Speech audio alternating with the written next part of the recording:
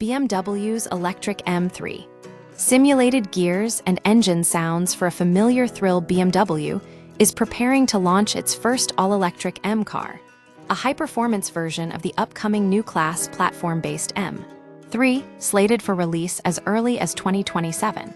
To maintain the M division's reputation for driver engagement, the vehicle will feature synthetic gear shifts and engine sounds, mimicking the experience of traditional performance cars. Replicating the M experience in electric form. Dominic Suckart, BMW's high-voltage battery chief, emphasized the need to continue a legacy despite the shift to electric power. The company recognizes that simply offering raw power isn't enough. The driving experience must feel distinctly M to achieve this. BMW will incorporate artificial gear changes and sound profiles, similar to those already found in Hyundai's Ioniq 5N and Ioniq 6N. These features are designed to provide emotional feedback and a sense of control typically associated with internal combustion engines. Quad-motor power and advanced control systems. Unlike the dual-motor setups in some competitors, the electric M3 will utilize a quad-motor configuration, with each wheel powered by its own dedicated motor, inverter, and reduction gearbox. This setup enables advanced torque vectoring for enhanced handling and stability.